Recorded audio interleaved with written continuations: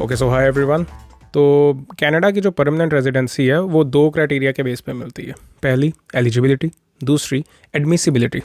Eligibility मतलब आपने क्या पढ़ाई की है, आपकी एज क्या है, वर्क एक्सपीरियंस क्या है, वगैरह वगैरह। एडमिसिबिलिटी मतलब कि आप मेडिकली फिट हो, आप मेडिकली एक लाइबिलिटी ना बन जाओ कंट्री के लिए। और दूसरी, आप क्रिमिनल नहीं होने चाहिए, आपके खिलाफ कोई ऐसा केस नहीं होना चाहिए जो आपको इनएडमिसिबल करार कर दे। तो उस चीज़ के लिए बेसिकली मेडिकल चेकअप वगैरह का तो आपको पता ही होगा, स्टडी परमिट के टाइम पे भी होता है।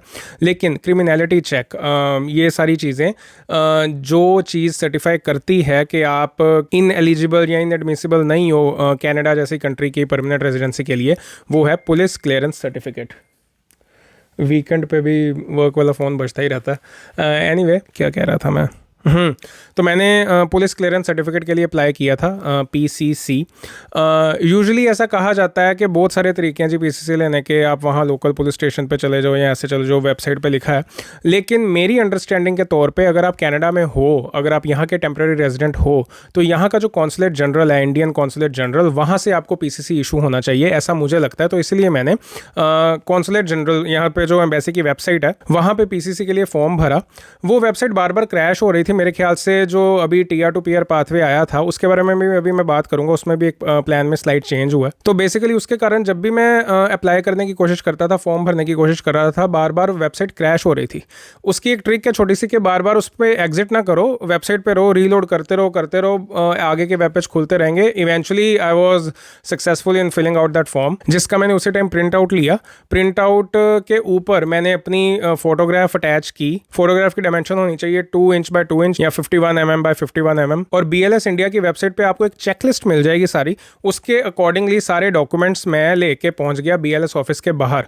प्यूरो लेटर के थ्रू भी आप शिप करवा सकते हो अपने डॉक्यूमेंट्स, बट मुझे लगा कि ब्रैम्पटन यहाँ से मेरे 45 मिनट्स दूर है, तो मैं जाके ही सुबह सुबह करा लेता हूँ। प्यूरो लेटर के कारण टाइम ज़्यादा लग जाएगा। लेकिन जब मैं वहाँ पे पहुँचा तो मैंने वहाँ पे देखी एक बहुत लंबी लाइन, जिसमें मैं तकरीबन 1.5 घंटे तक खड़ा रहा लाइन में। और उसके बाद जब मेरा नंबर आया तो बड़ी सीमलेसली 10-15 मिनट में अंदर सारा प्रोसेस हो गया और मुझे मिल गई एक रिसीप्ट। और बहुत कन्वीनियंटली सारा कुछ हो गया, बस ट्रैकिंग नंबर मिल गया रिसीप्ट के साथ। एड्रेस वगैरह उन्होंने कोरियर का भी वहीं पर लिखवा लिया था। 4 to 6 वीक्स का प्रोसेसिंग टाइम कहा है अभी। अब यहाँ पे 2-3 चीज़ें ध्यान रखने वाली हैं कि बीएलएस का ऑफिस आपका वो वाला होना चाहिए जो आपके दायरे, ज्योग्राफिकल दायरे में आ रहा हो। ये भी आपको सारी बीएलएस की वेबसाइट पे डिटेल्स मिल जाएंगी। मेरे केस में इट वाज ब्रैम्पटन। और दूसरी चीज़, जब आप इस चीज़ के लिए अप्लाई कर रहे हो, always select immigration status other than citizenship for Canada, क्योंकि यही एक सेंटेंस जो है ये आपके पीसीसी पे लिख के आएगा और नीचे लिखा होगा कि इस पर्पस और इस कंट्री के अलावा ये पुलिस क्लियरेंस सर्टिफिकेट और किसी भी चीज़ के लिए वैलिड नहीं है। तो ये बहुत ज़रूरी है कि आप ये चीज़ें बड़े ध्यान से सिलेक्ट करो। तो बेसिकली कॉन्सुलेट जनरल के थ्रू जो पीसीसी इशू होना है उसके साथ डील करने के लिए बीएलएस मेरे ख्याल से एक थर्ड पार्टी कंपनी है, जिसकी वेबसाइट का लिंक मैं डिस्क्रिप्शन में डाल दूंगा। जब भी आप पीसीसी अप्लाई कर रहे हो तो वहाँ पे आप एक चेकलिस्ट डाउनलोड कर लो, उसके अकॉर्डिंग चलो तो सारे डॉक्यूमेंट्स बड़े इजीली इकट्ठे हो जाएंगे। प्यूरो लेटर वाला हिसाब किताब तो नहीं मुझे पता, लेकिन जब मेरे हाथ में रिसीप्ट आ गई थी तो वहाँ पे ट्रैकिंग नंबर लिखा था। बीएलएस की वेबसाइट यूज़ करके जब मैं ट्रैक करने की कोशिश करता था तो वहाँ पे ये लिखा आता था। तो फिर मैं एम्बेसी की वेबसाइट पर जब इसी नंबर से ट्रैक करता था तो वहाँ पे स्टेटस आता था कि हाँ जी यहाँ पे फाइल पहुँच गई है, यहाँ पे ये हो रहा है। मुझे ईमेल भी आ गई थी कि अब इंडिया में है फाइल। और जब वो ईमेल आई तो मैंने अपने पेरेंट्स को कह दिया कि हाँ जी एक्सपेक्ट करना शुरू कर दो कि कॉल कभी भी आ सकती है। सजेस्ट मैं यही करूँगा कि जो पासपोर्ट पे एड्रेस है, मेक श्योर आपके पेरेंट्स भी वहाँ पे अवेलेबल हों जब ये वाली चीज़ें हो रही हैं। अगर एड्रेस चेंज हो गया, पासपोर्ट वाला एड्रेस नहीं है, तो साथ में एड्रेस प्रूफ लगाने ज़रूरी हो जाते हैं। और अगर हफ्ते 2 हफ्ते तक नहीं अपडेट आ रही कहीं वहाँ लोकल पुलिस स्टेशन से, तो खुद अप्रोच करके देख लो, क्या पता आपकी फाइल इधर उधर हो गई हो, गलती से किसी वजह से और डिले हो रहा हो। तो बेसिकली एक पुलिस ऑफिसर आपके घर आएंगे, वो सारा कुछ फिटनेसेस चाहिए होंगे, आपके पासपोर्ट की स्टैम्प्स चाहिए होंगी बेसिकली, जो ये मेंशन करे कि आप किस डेट को इंडिया छोड़ के यहाँ आए हो, क्योंकि उस डेट तक का पुलिस क्लियरेंस सर्टिफिकेट आपको इशू होना चाहिए। और आपके बेसिकली थोड़े बहुत आईडी प्रूफ, पैन कार्ड, ये पासपोर्ट वाली स्टैम्प्स, 1-2 विटनेसेस, ये सारी चीज़ें अवेलेबल रखो। वो सारा कुछ ये चेक करके जाएंगे। उसके बाद जो फाइल है वो दिल्ली वगैरह जाएगी, कहीं होते हुए वापस फिर एम्बेसी यहाँ कॉन्सुलेट जनरल तक पहुँचती है। वहाँ से प्रिंट होके बीएलएस तक आएगा डॉक्यूमेंट, फिर बीएलएस वाले प्यूरो लेटर के थ्रू घर पे भेजेंगे। तो ये वो डॉक्यूमेंट है, एनवेलप है जो आया अभी घर पे। इसके अंदर एक और छोटा सा डॉक्यूमेंट है और इसके अंदर सॉरी एक सेकंड, वो ये एक छोटा सा पेपर है जो कि है पुलिस क्लियरेंस सर्टिफिकेट। मैंने एक्सपेक्ट नहीं किया था, इस पर सिर्फ 2 लाइनें लिखी हैं गिनती की, वो मैं आपको पढ़ के सुनाता हूँ।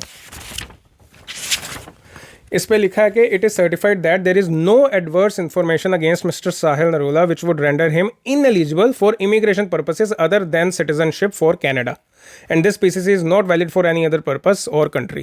तो ये बेसिकली आप देख रहे हो कि ये कॉन्सुलेट जनरल से इशू डॉक्यूमेंट है। तो बेसिकली मेरे पास अब ये आ गया और इसकी वजह से मैंने टीआर टू पीआर पाथवे में अप्लाई नहीं किया। वो इसलिए क्योंकि कुछ रीजंस हैं, जैसे कि पीसीसी के बिना फाइल अधूरी मानी जाती है, मतलब पीसीसी जाएगा तो फाइल कंप्लीट होएगी। तो मुझे ऐसा सुनने को मिला था कि पीसीसी को आने में 2-3 महीने लग जाते हैं, ऐसा कुछ है, और मेरे ख्याल से 3-3.5 महीने के बाद तो मैं सीईसी के लिए एलिजिबल हो जाऊंगा। तो मैंने सोचा है कि इनकम्प्लीट फाइल के साथ एक सीट क्यों वेस्ट करनी, वही सीट किसी और स्टूडेंट को मिलेगी और मैं जब तक पीसीसी आता है तब तक कंप्लीट फाइल के साथ सीईसी में अप्लाई कर दूंगा। वो अलग बात है कि पीसीसी आ जल्दी गया है मेरे टाइम पे। मैं आपको डेट्स बताता हूँ, रिसीट पे जो डेट लिखी है वो ये है और आज की डेट आप डिस्क्रिप्शन में देख सकते हो। तो मेरे ख्याल से 1 महीना या उससे भी कम टाइम में पीसीसी आ गया, जो कि अनएक्सपेक्टेड है। पर सजेस्ट मैं यही करूँगा कि आप तकरीबन 2 या 2.5 महीने की विंडो लेके ही पीसीसी के लिए अप्लाई कर दो। जब भी आपको लग रहा है आपने पीआर के लिए अप्लाई करना, उससे पहले करके रख लो, क्योंकि यही एक इकलौता डॉक्यूमेंट है जो आपके हाथ में नहीं है। आपने सिर्फ अप्लाई करना, प्रोसेसिंग कोई भी कर रहा हो सकता है, आप उनको अप्रोच नहीं कर सकते, कुछ नहीं कर सकते, ये अपने आप ही घर पे आएगा। तो अच्छा सा एक टाइम पीरियड इसके लिए साइड पर रिजर्व करके रख लो, ताकि जब आप पीआर अप्लाई करो तो आपके हाथ में ये डॉक्यूमेंट रेडी हो, क्योंकि इसके बिना as I said file incomplete है। And yes, it is right कि इसके बिना आप अप्लाई जरूर कर सकते हो, वहां पे एक्सप्लेनेशन लेटर लिखना पड़ेगा कि हाँ जी हमने अप्लाई किया, आया नहीं, पर जब तक ये आता नहीं तब तक वो आगे पीआर नहीं आपको मिल सकती इसके बिना। तो उस सेंस में मैं कह रहा हूँ कि फाइल इनकम्प्लीट है, क्योंकि अप्लाई करने को तो आप टीआर टू पीआर में भी कर सकते हो एक्सप्लेनेशन लेटर के साथ, और सीईसी में भी मैंने सुना है कि कई जिनका ये पीसीसी डिले हो जाता है, वो भी टाइमलाइन जब खत्म होने वाली होती है, क्योंकि एक सर्टेन विंडो होती है ना 90 डेज में, आपको सीईसी के लिए भी अप्लाई करना होता है, जो मैं अभी करूंगा। अगर बाय चांस पीसीसी उसमें इतना डिले हो जाता है कि 90 डेज की टाइमलाइन के अंदर अंदर भी पीसीसी नहीं आ रहा, तो फिर मैं अप्लाई कर सकता हूँ एक्सप्लेनेशन लेटर के साथ, प्रूफ के साथ। ये जो बीएलएस वाली रिसीप्ट थी, या जो ऑनलाइन स्टेटस शो हो रहा होता है, या जो ईमेल कॉरेस्पॉन्डेंस है, वो सारे प्रूफ्स आपके लेटर ऑफ एक्सप्लेनेशन के साथ जाएंगे इमिग्रेशन ऑफिसर के सामने, ये दिखाने के लिए कि हाँ जी पीसीसी हमने की है, सारे बेस्ट एफर्ट्स किए हैं, बस आ नहीं रहा, उसमें हमारी तो कोई गलती नहीं है basically. But again as I said कि चाहिए, इंपॉर्टेंट डॉक्यूमेंट है पीआर के लिए। सो बस ये जो थोड़ा बहुत मेरा एक्सपीरियंस था ये आपको बताना था। जैसे जैसे अब आगे स्टेप होते रहेंगे, अब मेरा वही है, अभी ITA आएगी पहले, उसके बाद मैं अप्लाई करूँगा। जैसे अभी स्कोर्स चल रहे हैं बहुत ईजीली अचीवेबल है, मास्टर्स के बाद स्पेशली 1 साल का एक्सपीरियंस हो तो इससे कहीं ज़्यादा स्कोर बन जाता है। तो I will keep you in the loop whatever happens, so that's it and I hope it helps.